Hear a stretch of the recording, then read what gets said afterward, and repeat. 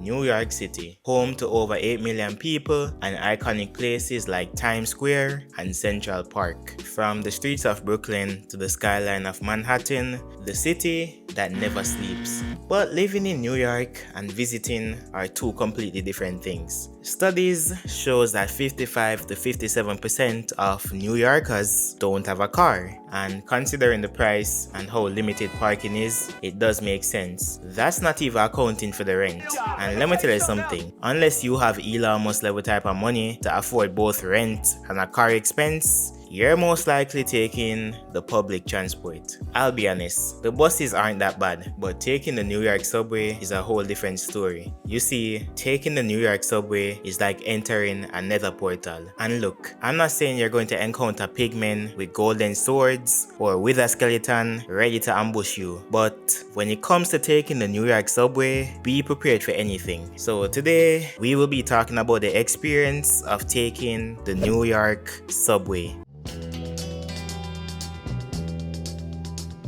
To start the journey, you have to go underground to enter the station. But in order to go to the platform where you're gonna take the train, you have to go through turnstiles. To the average New Yorker, these are even more threatening than a special grade curse spirit. You can get past these obstacles by either paying using an Omni card, debit or credit card, or a smartphone or an Apple Watch. But the majority of New Yorkers use a different method of payment, either by jumping over the turnstiles like they're playing Subway Surfers, or waiting until someone pays so they can stick close to them like glue. Sometimes you'll see NYPD around, but unlike Subway Surfers, the officers won't chase you down just because you evaded fare. If they tried stopping everyone, they'd be writing tickets all day. Most of the time, they just pretend they can't see or hear like Helen Keller. Once you've made it through, you're heading to the platform. People new to the New York subway can often be confused when it comes to navigating. Express train, local trains, uptown, downtown, it can feel like an underground maze. One wrong step and now you're suddenly light years away like Scotty just beam you up. While you're waiting for the train, you can take in the breathtaking scenery. Why go to Paris to see the Mona Lisa when you have artists expressing their creative minds on the wall of the train station? Avoid using the bathroom unless it's really urgent. Trust me, the amount of piss and stinking smell coming from that place would make you wish you don't have a nose like Patrick Star. Depending on what time you arrive, the platform can be more congested than the Super Bowl or slightly less crowded than the World Series. Rush hour is the busiest, which starts in the mornings from 7:30 a.m. to 9:30 a.m. and the afternoon from 4:30 p.m. to 7:30 p.m. This is especially hectic in Brooklyn.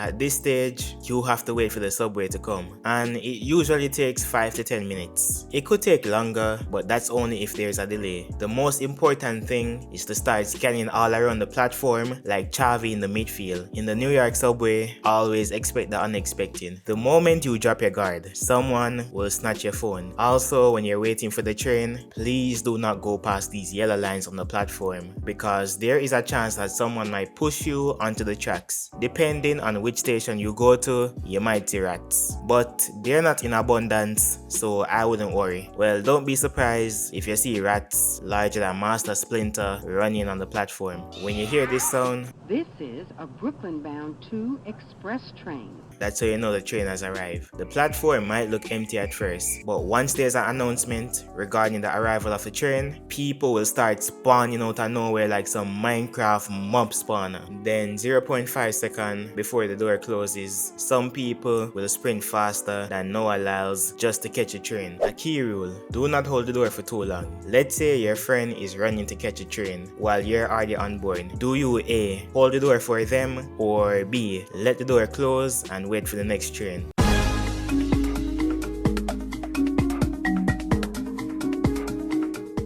If you chose A, then people on the subway are going to start yelling and getting ready to scream their lungs out. The conductor will spam the "stand clear of the closing door please" button like the average Minato player on Naruto Ninja Storm 4. Keep standing there and conductors may personally grab the microphone and tell you to move.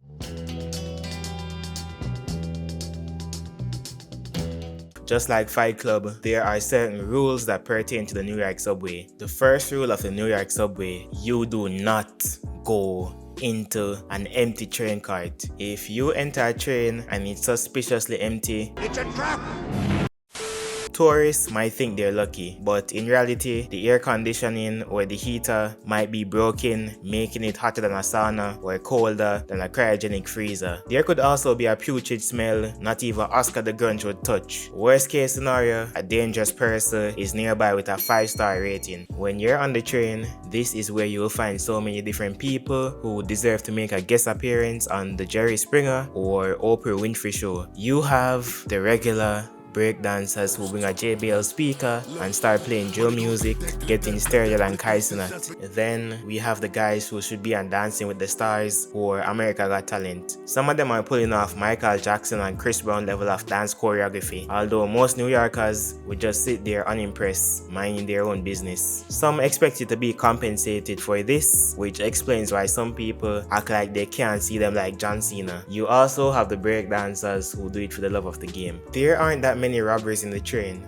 but nonetheless, you should be on the lookout. I would stand near to the train door because that's one of the easiest places for people to snatch your phone and do the race take style. The smartest thing to do is always keep your belongings close to you. Let me give you an example. This is a regular guy wearing a nice tuxedo and has a gold Rolex watch, carrying around an expensive suitcase. He's most likely a stockbroker who works at Wall Street but not yet rich enough like the Wolf of Wall Street to get a white Ferrari. He puts his suitcase in a seat beside him. On the other hand, we have this guy who is wearing a Nike ski mask. He sees the suitcase and realizes it's pretty much unattended. So when the train makes a stop, the guy with the Nike ski mask gets up, takes the suitcase and runs faster than Barry Allen. Before the guy in the suitcase could even react, the train doors already closed and he will never see that suitcase again. Unless the friendly neighborhood Spider-Man doesn't stop by and see this transgression taking place. But most likely, he's fighting Dr. Octopus on the roof of the train. But of course, he's gonna have time to recover his suitcase. At the end of the day, he's Spider-Man. Oh yeah, by the way, I'm excited for the new Spider-Man movie dropping in July.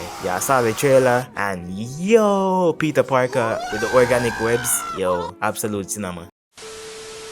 The moral of the story is always keep your belongings with you at all times by placing it on your lap and holding it tighter than a newborn baby. We can't forget the sleepers. For the entire train ride, these people are in a long slumber like Sleeping Beauty. Then suddenly, they reach their stop and sense it's time to come off like they felt a disturbance in the force. Next up, we have the people who would do anything to get a seat. These people are infamous, and honestly, they're the reason why New Yorkers get the reputation they do. Some of them even refuse to give up a seat for a pregnant woman. We have the people who you should probably avoid when taking the train. Alright, look, I'm not saying that everyone on the New York City subway is dangerous, but there are definitely a few dangerous characters you should just keep a distance from. We have the overly aggressive person. Yo, these are the ones who are always arguing with somebody, causing a public scene, and generally acting like they're off a perk like Kodak. Then you have the people who invade your personal space. Yo, these people would be leaning in too close, having a staring contest with you the entire train ride, and worst of all, peeping into your phone like it's their own. So yeah,